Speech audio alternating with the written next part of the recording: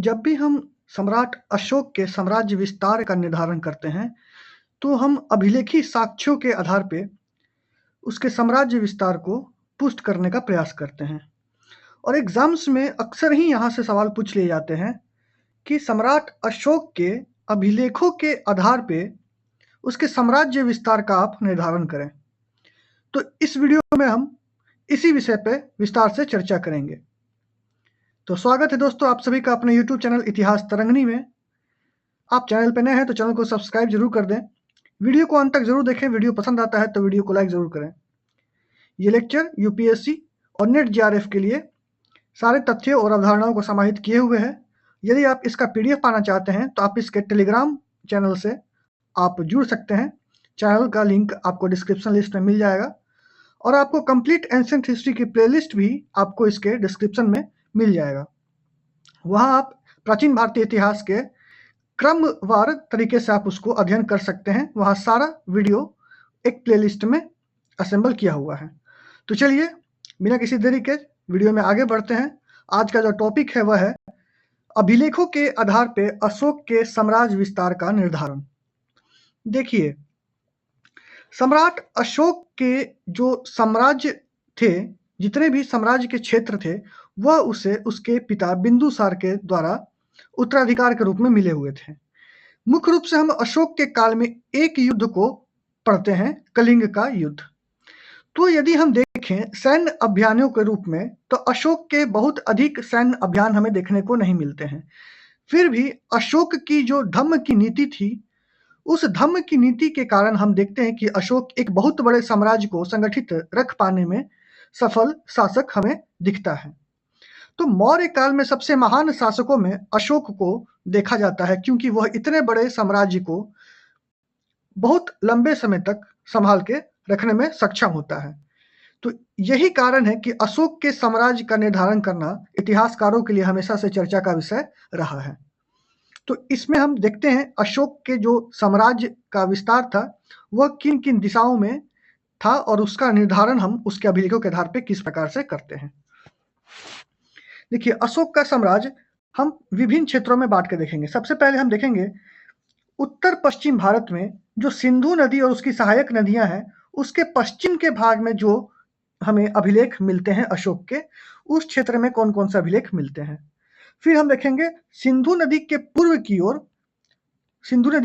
की ओर उत्तर भारत में जो हमें अभिलेख देखने को मिलते हैं। उसके पश्चात हम बंगाल से जो हम दक्षिण की ओर बढ़ें या बंगाल के नीचे का भाग कहें, तो उस क्षेत्र में हमें कौन कौन से अभिलेख देखने को मिलते हैं। और साथ ही हम देखेंगे सौराष्ट्र, महाराष्ट्र के कुछ भाग में जो हमें अभिलेख देखने को मिलते हैं। सौराष्ट्र यानी गुजरात का भाग और महाराष्ट्र का भाग कुछ, जहां अशोक के अभिलेख देखने को मिलते हैं। और अंतिम रूप से हम देखेंगे आंध्र प्रदेश, कर्नाटक के सीमा में कुछ अभिलेख हमें जो अशोक के देखने को मिले।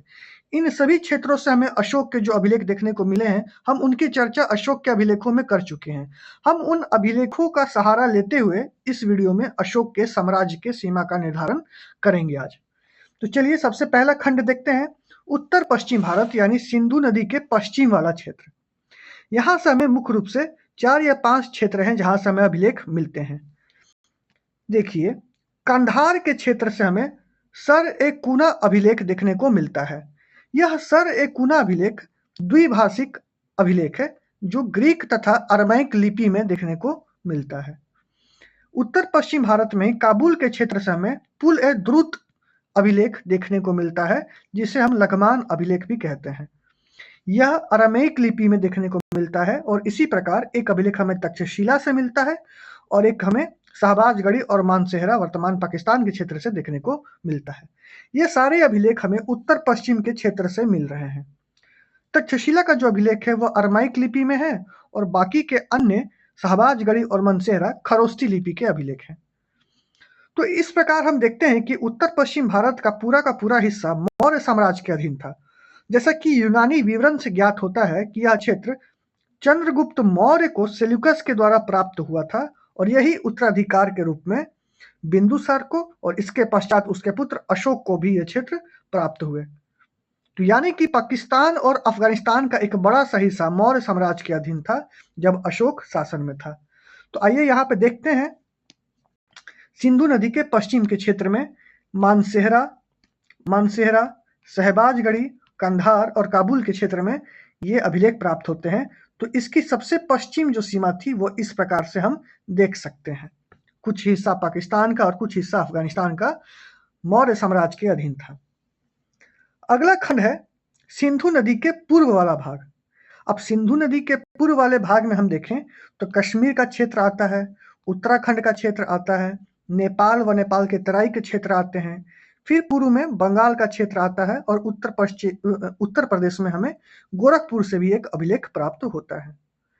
कश्मीर के बारे में एक साहित्यिक स्रोत हमें मिलता है राजतरंगिणी जो कल्हड़ का साहित्यिक स्रोत है, कल्हड़ के द्वारा रचित ग्रंथ है, उसमें यह अभिलेख मिलता है, लिखित स्रोत मिलता है कि श्रीनगर की स्थापना अशोक ने की थी और इसके साथ ही उसने वहां पे ओंकारेश्वर विहार की स्थापना भी की थी। ये तो रही कश्मीर की बात जो साहित्य से हमें देखने को मिलता है राजतरंगिणी से। दूसरा हमें मिलता है उत्तराखंड के देहरादून से कालसी अभिलेख हमें देहरादून से देखने को मिलता है और नेपाल के तराई के क्षेत्र से हमें दो अभिलेख मिलते हैं। पहला है रूमनदेई अभिलेख, इसकी चर्चा हमने पिछले वीडियो में की थी, और साथ ही निगाली सागर अभिलेख जिसे निगलीवा अभिलेख भी कहते हैं। चौथा है बंगाल से हमें एक अभिलेख मिलता है महास्थान। ठीक है, महास्थान हमें मिलता है बंगाल से और उत्तर प्रदेश के गोरखपुर से हमें सहगौरा ताम्रलेख मिलता है।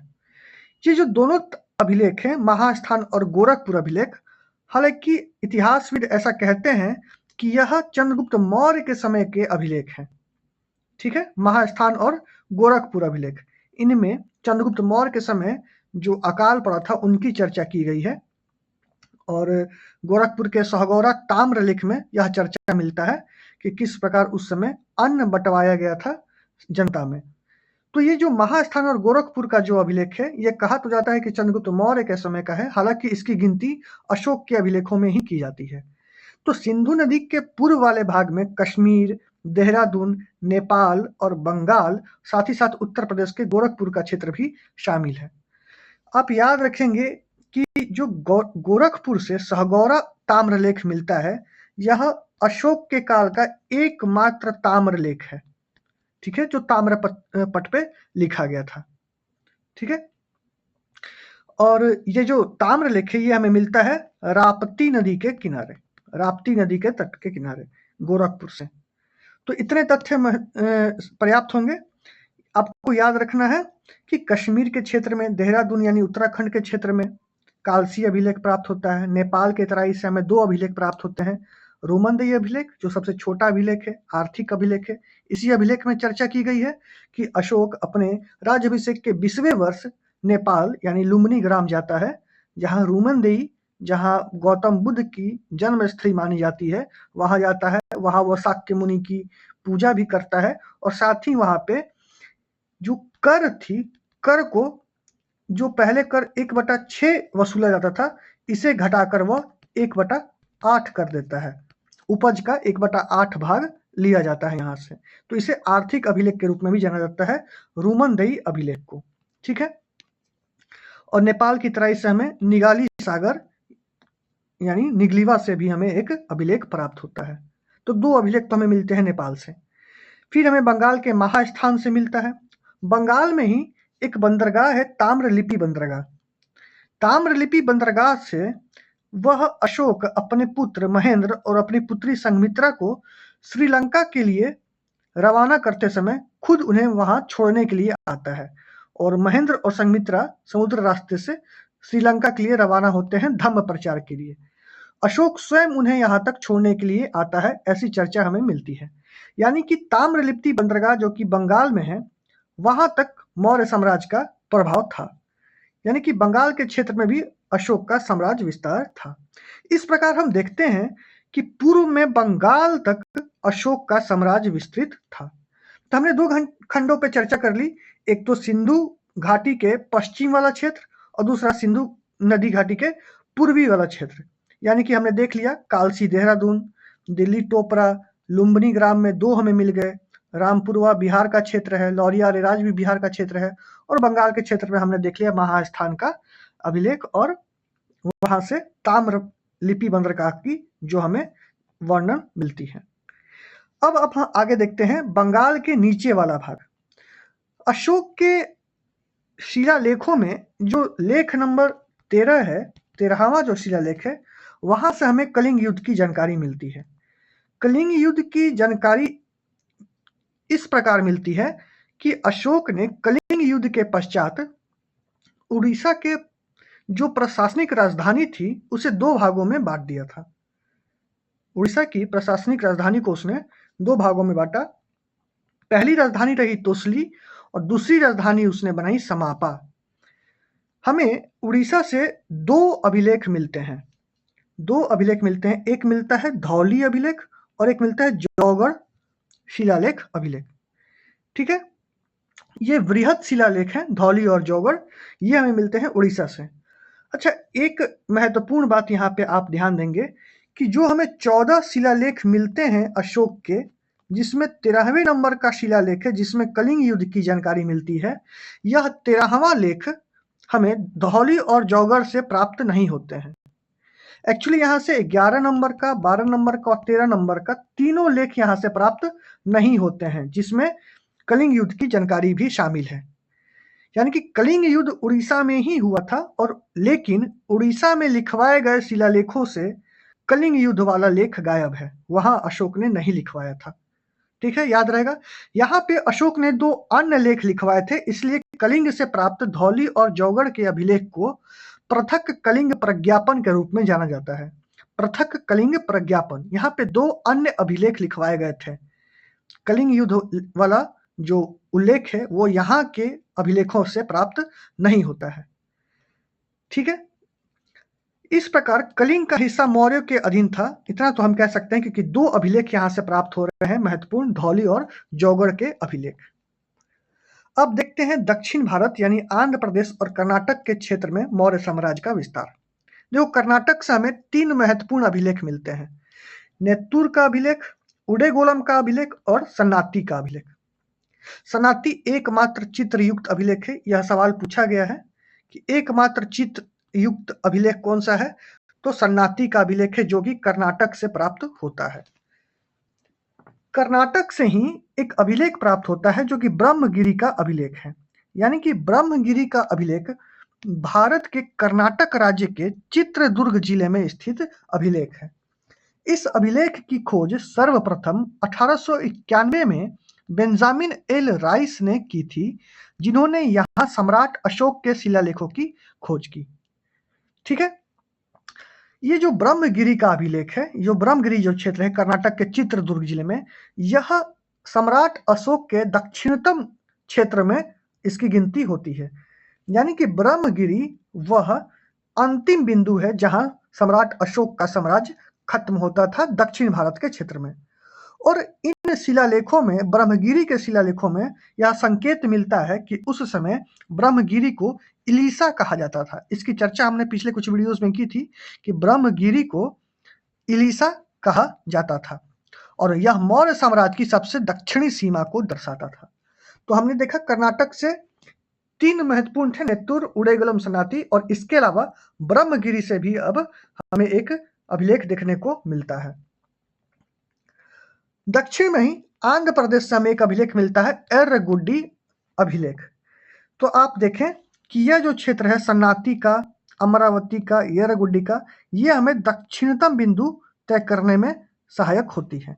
इस प्रकार वर्तमान कर्नाटक व आंध्र प्रदेश के जो क्षेत्र थे वह भी अशोक के साम्राज्य में शामिल थे। तो हमने चौथा बिंदु भी देख लिया, दक्षिण भारत में आंध्र प्रदेश और कर्नाटक का क्षेत्र मौर्य साम्राज्य में शामिल था। अब 5वां बिंदु है गुजरात और महाराष्ट्र, साथ ही मध्य प्रदेश के क्षेत्र से हमें जो अभिलेख प्राप्त होते हैं। तो गुजरात से जो हमें महत्वपूर्ण अभिलेख प्राप्त होता है गिरनार का अभिलेख। महाराष्ट्र में जो सोपारा का क्षेत्र है वहां से भी एक अभिलेख हमें प्राप्त होता है, सोपारा अभिलेख। और मध्य प्रदेश से 2 महत्वपूर्ण अभिलेख प्राप्त होते हैं, गुर्जरा अभिलेख और रूपनाथ अभिलेख। ये दोनों हमें मध्य प्रदेश से प्राप्त होते हैं। मध्य प्रदेश से प्राप्त 2 अभिलेख हैं, गुर्जरा और रूपनाथ अभिलेख। तो रूपनाथ, ब्रह्मगिरी और एर्रगुड्डी में अशोक कहता है कि मैंने भूदेवों को मिथ्या साबित कर दिया है। मैंने भूदेवों को मिथ्या साबित कर दिया है। जब इतने बड़े साम्राज्य को वो जीत लेता है तो अंत में अशोक इस प्रकार से एक वक्तव्य देता है। वह कहता है कि मैंने भूदेवों को मिथ्या साबित कर दिया है। इस मत का कुछ इतिहासकार यह व्याख्या करते हैं कि अशोक ने यह शब्दावली ब्राह्मणों को नीचा दिखाने के लिए किया था, परंतु यह निष्कर्ष सही नहीं है। इसका तात्पर्य यह था कि धर्म के अनुकरण से पृथ्वीवासी इतने ऊंचे हो गए थे, नैतिक रूप से इतने ऊंचे हो गए थे कि पृथ्वी पर पूजे जाने वाले सभी देव देवता उनके सामने मिथ्या साबित हो गए थे। तो इस प्रकार अशोक संबोधित करता है अपने धम्म विजय को कि मैंने भूदेवों को मिथ्या साबित कर दिया था। तो ये टॉपिक था कि सम्राट अशोक के जितने भी अभिलेख हमें प्राप्त होते हैं उसके आधार पे उनके जो सीमा निर्धारण है आपको वो सीमा निर्धारण करना था। तो इतने तथ्यों के आधार पे यदि आपसे प्रश्न पूछा जाता है तो आपको इस प्रकार से ही आपको मेंशन करना होगा क्रमवार। पहले आप सिंधु नदी के पश्चिम के क्षेत्र यानी कि उत्तर पश्चिम भारत का क्षेत्र आप बताएंगे कि कौन कौन से अभिलेख वहां से प्राप्त होते हैं। फिर सिंधु के पूर्व में आप बढ़ेंगे तो कश्मीर, फिर देहरादून, उत्तर प्रदेश का गोरखपुर का जिला, फिर नेपाल, फिर बिहार, फिर बंगाल के क्षेत्र तक आप जाएंगे। उसके पश्चात आप बंगाल के नीचे के भाग में आप बढ़ेंगे तो उड़ीसा के क्षेत्र में आपको धौली और जौगढ़ 2 अभिलेख मिलेंगे। फिर आंध्र प्रदेश की तरफ आप बढ़ेंगे तो सन्नाटी मिलेगा, नेत्तूर मिलेगा, उडेगोलम का अभिलेख मिलेगा, येरगुड्डी आंध्र प्रदेश का क्षेत्र, वहां से आपको अभिलेख प्राप्त होते हैं। और फिर आप बढ़ेंगे पश्चिम के क्षेत्र में तो आपको गिरनार का अभिलेख मिलेगा गुजरात से, और महाराष्ट्र से सोपारा का अभिलेख मिलेगा। और मध्य भारत के क्षेत्र में आपको 2 महत्वपूर्ण अभिलेख मिलते हैं, वो थे कौन कौन से, गुर्जरा अभिलेख और अंतिम रूप से आपने देखा था रूपनाथ का अभिलेख। तो ये टॉपिक आपका कंप्लीट होता है। मिलते हैं अगले वीडियो में। यदि आपने चैनल को सब्सक्राइब नहीं किया है तो प्लीज चैनल को अभी तक सब्सक्राइब करें, और वीडियो अंत तक आपने देख ही लिया है तो आपको वीडियो पसंद आया होगा, उम्मीद करता हूं। तो वीडियो को जरूर लाइक कीजिए, अपने दोस्तों में ज्यादा से ज्यादा शेयर जरूर कीजिए। मिलते हैं अगले वीडियो में, तब तक के लिए धन्यवाद। जय हिंद।